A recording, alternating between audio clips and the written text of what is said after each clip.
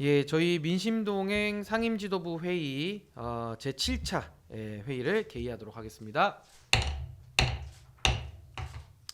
예, 우리 오늘 지도부 모두 발언이 있겠습니다. 먼저 제가 발언하도록 하겠습니다. 사랑하고 존경하는 국민 여러분, 민심동행 창당준비위원장 신인규입니다. 2023년 한 해가 저물어가고 있는 연말입니다. 민생 경제가 매우 어렵고 미래의 희망이 불투명한 현실이라서 쉽게 입이 떨어지지는 않지만 그래도 한국 정치에 희망을 만들겠다는 민심 동행과 함께 미래의 비전을 확인해 주시기를 진심으로 부탁을 드립니다. 오늘 민심 동행은 2024년도 총선 공약 기획단을 정식으로 출범합니다. 총선 공약 기획단은 민심 동행의 정책을 알기 쉽게 국민 속으로 배달하기 위한 전초 기지입니다. 대한민국의 인구 재앙으로부터 소소한 삶의 정책에 이르기까지 2024 총선 공약 기획단이 국민들을 위해서 해야 할 일은 차고도 넘칩니다.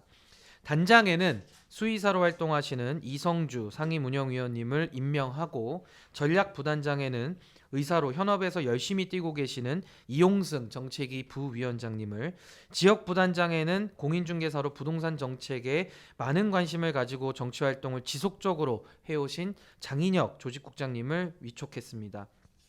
평범한 보통 시민들의 조직된 힘을 바탕으로 한국 정치의 근본을 바꾸겠다는 위대한 포부를 직접 실현하기 위한 정책의 용광로가 될 것입니다.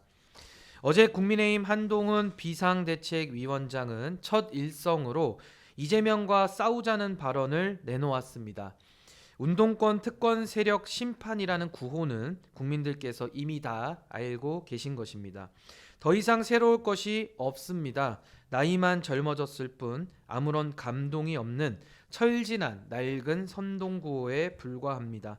30대 후반인 제 나이보다 띠동갑보다 위인 한동훈 비대위원장은 젊지도 않고 새롭지도 않습니다. 그저 비토를 위한 비토 정치, 그 이상도 이하도 아닌 지금의 국민의힘의 문제점을 그대로 노출했을 뿐입니다.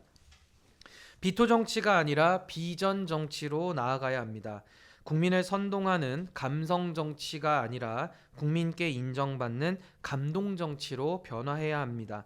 그런 점에서 어제 한 비대위원장의 첫 일성은 비토와 감정적 선동만 난무했습니다. 집권 여당의 수준이 반 이재명 외치는 거에만 묶여있는 상황 속에서 대한민국의 장래가 진심으로 염려되고 있습니다. 여야는 끝없는 대결과 증오로만 나아가고 있고 그 한 축으로서의 국정 운영에 무한 책임을 지는 집권 여당의 대표는 싸우자는 구호만 되뇌이고 있습니다.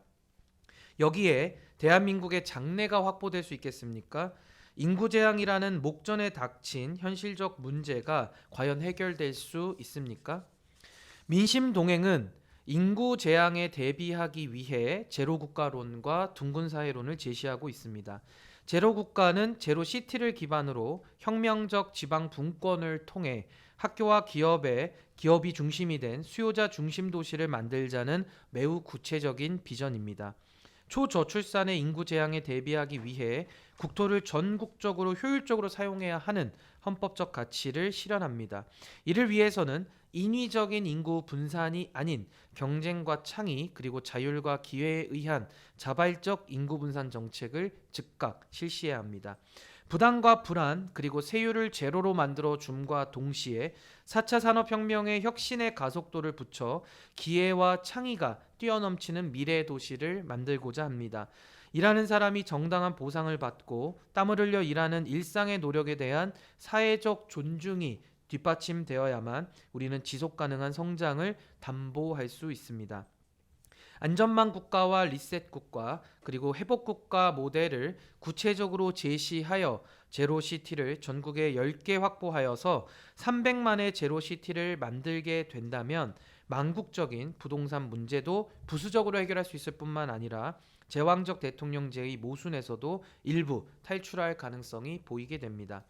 민심동행은 제로시티와 같은 혁명적 사회 대개조를 명확한 비전으로 제시하여 제로국가론을 달성하고 정치, 경제, 사회, 문화의 양극화를 극복하기 위한 둥근 사회론을 담대히 제안합니다.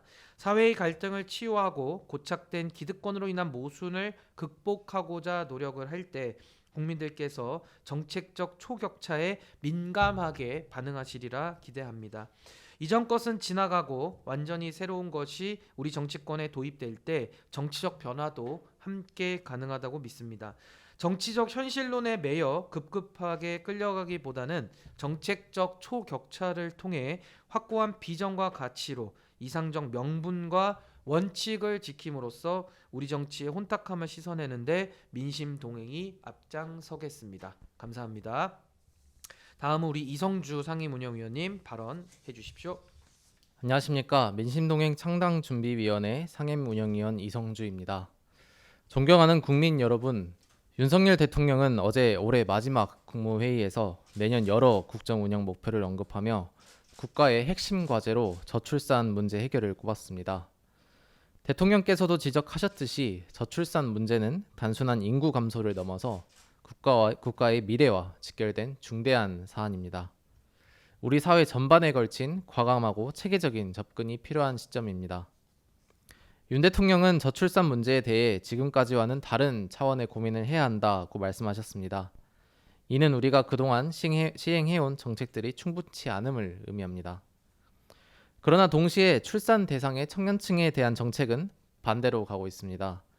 중소기업에 다니는 청년들의 숨통을 조금은 트이게 해주었던 내일 채무 공제를 내년부터 폐지하며 이틀 밤샘 근무가 가능한 대법원의 판결로 주 69시간제 논란이 다시 일어나는 것은 아닌지 우려하는 이 상황은 다각도의 접근이 필요한 저출산 해결에 찬물을 끼얹을 수도 있습니다. 여러 지자체들도 자체적으로 저출산 해결을 위해 노력하고 있습니다. 인천시는 얼마 전 임신부터 18세까지 아동을 지원하는 총 규모가 1억 원에 달하는 파격적인 지원을 하겠다는 발표를 했습니다. 그러나 국고 보조 사업을 모두 포함한 금액을 빼면 일부 신규 사업은 단순 월 5만 원에서 15만 원 정도이며 이 금액으로 저출산을 해결하는 것은 무리가 있습니다. 비슷하게 대전시에서는 결혼이 무조건 출산으로 이어지는 것이 아님에도 내년부터 대전형 양육수당을 절반으로 깎는 동시에 결혼 장려금을 최대 500만 원 지급하는 정책은 탁상행정이라는 비판을 받고 있습니다. 현재 출산 대상인 청년층에게 가장 큰 사회 문제는 주거와 일자리입니다.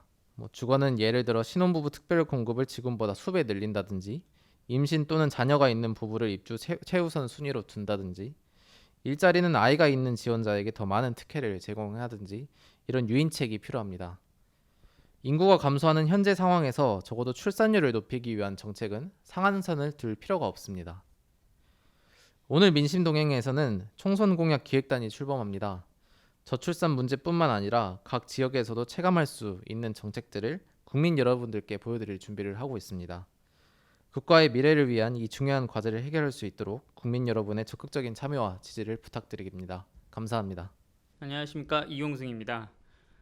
저는 이번에 민심동행 창당준비위원회 총선 공약기획단에 참여하게 되었습니다. 의사로서 오랫동안 제 전문 분야에만 몰두해 왔지만 최근 우리 사회의 여러 문제들을 지켜보며 정치에 대한 관심을 갖게 되었습니다. 특히 정치, 경제, 교육, 그리고 제가 종사하는 의료 분야의 현실을 지켜보며 현재의 시스템이 제대로 기능하지 않고 있다는 느낌을 받았습니다. 우리나라의 많은 국민들은 각자의 위치에서 최선을 다해 일하고 있습니다. 그러나 정치권은 이러한 국민들의 노력에 부응하지 못하고 있으며 20년이 넘는 시간 동안 대의민주주의라는 제도를 통해 국민의 목소리를 대변해야 할 정치인들의 성적표는 초저출산과 초고령화라는 심각한 사회 문제로 나타나고 있습니다. 이는 분명히 우리 사회가 직면한 중대한 문제입니다. 이러한 상황에 대한 깊은 고민 끝에 민심동행과 함께하게 되었습니다. 민심동행과 함께하며 깨닫게 된 것은 우리 국민들이 각자의 분야에서 열심히 일하고 있음에도 불구하고 정치권의 분열과 대립으로 인해 국민들 간 분열과 대립을 조장하고 있다는 것입니다. 이러한 배경 속에서 우리나라는 초저출산, 초고령화와 같은 중대한 도전에 직면해 있으며 이에 대해 적극적으로 대응해야 할 필요성을 느낍니다. 저는 이제 각자의 분야에서 맡은 일을 성실히 하고 있는 국민 스스로가 정치적인 변화의 주체가 되어야 한다고 믿습니다. 민심동행은 국민의 다양한 목소리를 반영하고 정치권의 분열과 대립을 넘어서 국민 개개인의 삶의 질을 향상시키는 데 중점을 둘 것입니다.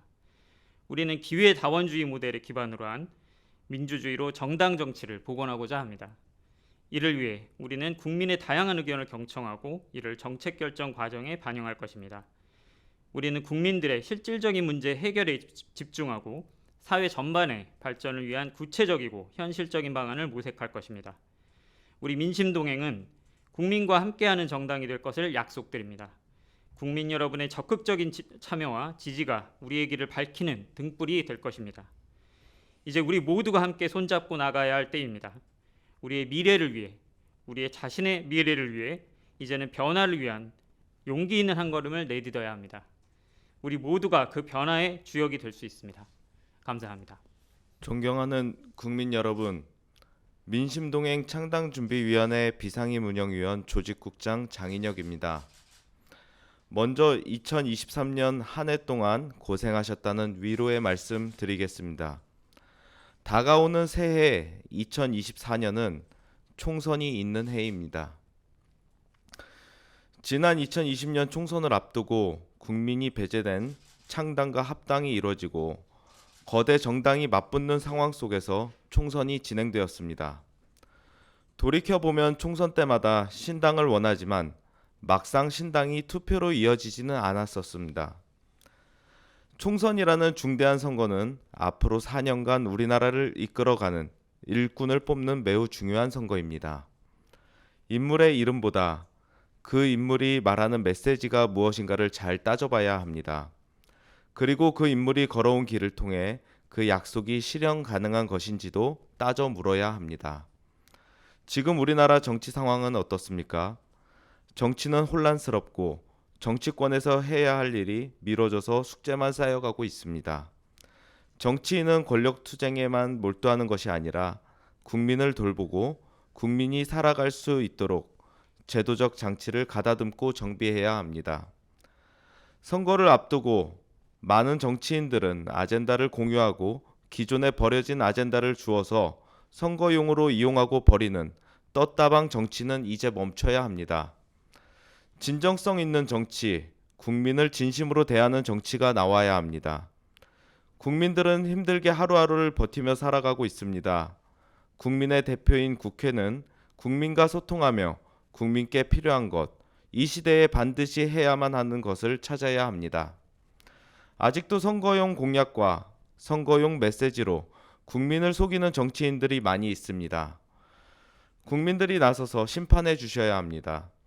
진정성 없는, 진심이 없는 정치인은 투표로 심판받고 반성하게 되는 평가 총선이 되어야 할 것입니다. 정치의 본령을 찾아 나서겠습니다. 과연 정치의 바람직한 발전과 국민들의 삶이 나아지는 일이 무엇인지 깊이 고민하며 따져보겠습니다. 선거보다 국민의 삶을 위해 고민하고 국민 속의 정당이 되도록 하겠습니다. 한 걸음 더 국민 속으로 나아가겠습니다. 새해의 종이 울릴 때 마음속 깊은 희망을 전달하는 민심 동행이 되도록 하겠습니다. 감사합니다.